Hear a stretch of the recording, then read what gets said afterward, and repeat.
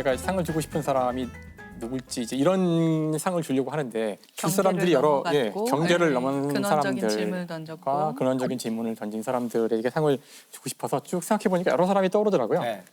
데이비 크리스천이라고 빅 히스토리 네, 네. 책을 쓴 사람도 있고 그 유발 하라리도 사실 사피엔스도 스티븐 핑커도 넣을 수 있을 것 같고 그 통섭이란 책을 쓴 에드워드 윌슨도 넣을 수 있을 것 같고 여러 사람들이 있어요. 근데 그 가운데 제가 가장 상을 아마 첫 회에 주자면 이게 첫 회니까 네. 이러니까. 제러드 다이아몬드에게 책을 주는 게 가장 맞지 않을까.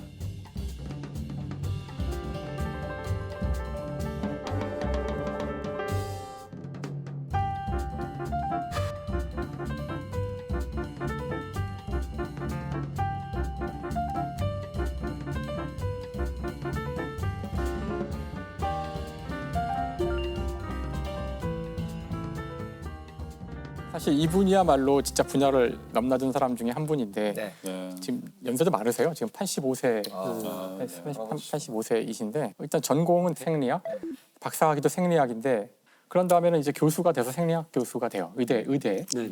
근데 그때부터 어릴 때부터 이제 뭐 새에도 관심이 많고 인간에도 관심이 많고 근데 새를 연구하다 보니 그 뉴기니에 가서 이제 새를 탐구하게 되는데 뉴기니에 가서 사실 새를 보다가 오히려 뉴기니에 사는 사람들에게 눈이 간 거예요.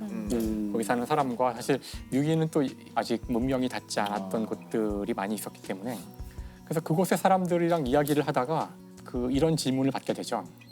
그 원주민 이름이 얄리라는 친구인데 이 친구가 이 제러드 다이아몬드한테 질문을 해요. 왜 당신들 백인들은 이렇게 거대한 배를 만들고 그 배에 이렇게 엄청나게 진짜 상상도 할 수 없는 신기한 물건들을 갖고 오는데 왜 우리는 그것을 만들지 못하고 지금에 와서 이걸 보고 있는 걸까 물어봐요. 바로 아까 제가 이야기했던 한 분야에서는 쉽게 할 수 없는 질문을 한 거죠.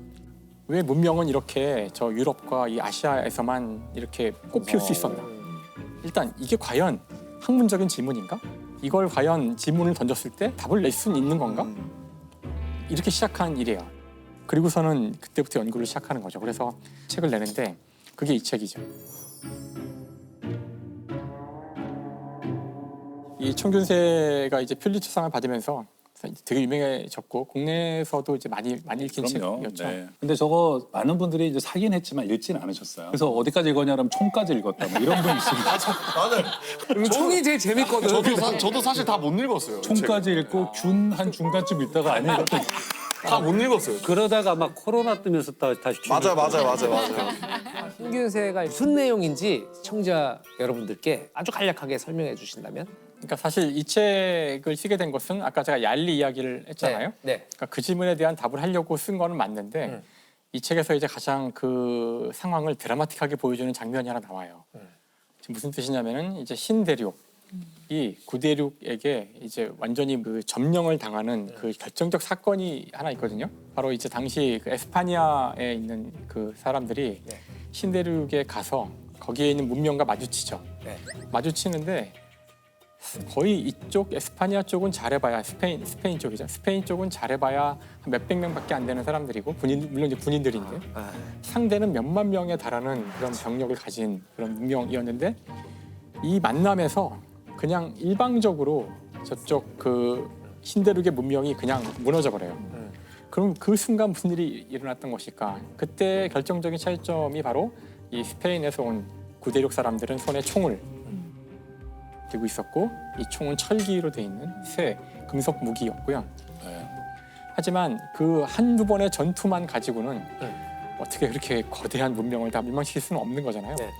결정적으로 신대륙이 무너진 것은 바로 이 균. 바로 구대륙 사람들이 가지고 온 전염병 때문이었어요. 그러니까 몸에 있는 균인데 그 균이 구대륙 사람들에게는 별 문제가 되지 않았지만 신대륙 사람들은 한 번도 그런 균을 접해보지 못했기 때문에 면역력이 없었고 그것 때문에 인구의 거의 90%가 죽는데 그게 다 균 때문이었죠. 그럼 이건 이제 팩트고 이제 이 책의 질문은 왜 그렇다면은 그 사실 균에 대한 내성이 뛰어난 것조차도 이 구대륙 사람들이 더 우월하다는 증거인가? 여러 가지 질문을 할 수 있는데 도대체 왜 이 총균세를 그들은 갖고서 왔는가 하는 거죠. 그래서 이제 그것에 대한 답을 차근차근 찾아가기 시작해요. 그래서 사실 이 책의 결론은 한 줄이에요. 그 두 대륙이 갖고 있는 지정학적, 지리학적인 차이 때문이라는 거예요. 그래서 이 구대륙은 인간이 살기에 좋은 이 온대 지방이 굉장히 넓게 분포가 돼 있어요. 그러니까 아마 아시아부터 유럽까지를 쭉 생각해 보시면 굉장히 넓은 지역에 저 사람들이 많이 살고 있었고 그 수많은 사람들이 문명을 만들어서 교류를 하면서 지식을 서로 공유하고 그런 지식 가운데 하나가 이 총과 쇠와 같은 걸 만드는 그런 기술들이겠죠. 뿐만 아니라 이 넓은 지역이다 보니 여기에는 수많은 인간이 작물로 삼을 수 있는 식물과 그다음에 가축들이 있었다는 거예요.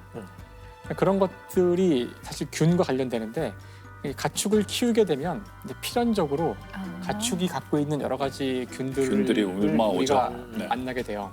그래서 일찌감치 그런 가축들을 많이 가지고 있었던 이 구대륙 사람들은 이미 균에 많이 적응이 돼서 많은 사람이 죽긴 했지만 그 대가를 치르고서 내성을 갖게 됐지만 신대륙은 이런 대형 포유류도 없었고 왜냐하면 바로 신대륙의 구조가 이 남북 방향으로는 길게 좁고 길게 되어 있는 구조거든요. 네. 여기 사람이 살 수 있는 잘 살 수 있는 지역은 온대 아주 짧은 지역밖에 없는 거죠. 네.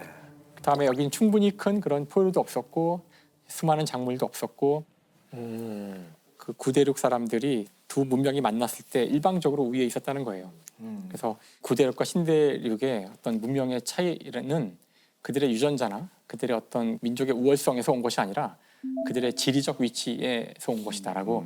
근데 이 한 문장을 보이기 위해서 이만한 책을 써야 했던 거죠.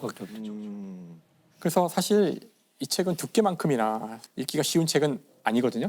근데 이 책의 아니더라고요. 진정한 가치는 사실 생리학자가 인류의 역사에 대해 쓴 책이에요. 되게 웃기는 거죠, 사실. 즉 과학자의 시각으로 역사를 보고 있는 거예요. 자연과학자의 시각으로 뭐 수많은 종류의 콩이나 식물과 이런 것들을 비교하고 다 검증하고. 네, 종류가 훨씬 더 많았다는 것. 그러니까 우리가 우월해서가 아니라 동아시아에는 유독 콩이 많았고 다양한 종류의 그러니까 인구 밀집도가 높아질 수밖에 없었어요. 물론 반론도 많았고 논쟁도 많았어요. 그러니까 이것이 이제 그 환경 결정주의라 그래서 인간의 많은 부분들을 오로지 환경으로만 치환해서 보는. 그럴 수 있겠어요. 근데 결론만 그거는 놓고. 사실 모든 종류의 논증은 무엇 결정주의나 극단주의로 몰아갈 수 있어요. 그렇죠. 저는 오히려 아까도 그 슈레딩거의 책을 이야기했지만 슈레딩거의 책을 놓고서 수많은 비판을 할 수 있어요. 단백질 아니잖아. 여기 중간중간 나오는 수많은 틀린 얘기들도 있어요. 아직 피해를 모르니까. 하지만 우리가 무언가 이런 중요한 질문에 대한 답을 하고 싶다면 그 사람의 잘못을 자꾸 쑤시고 그럴 것이 아니라 우리가 이 사람이 분야를 넘었기 때문에 볼 수 있었던 통찰에 집중해서 그 사람이 아이디어를 본다면 우리가 진짜 그런 문제에 대한 답에 접근해 갈 수 있다고 생각해요. 그래야지만 우리가 뭔가 얻을 수 있는 거죠. 그렇죠. 그래서 올해 첫 번째 상은 제로드 다이아몬드에게 야 시상식 어떨까? 시작된 지 뭐 거의 1시간 만에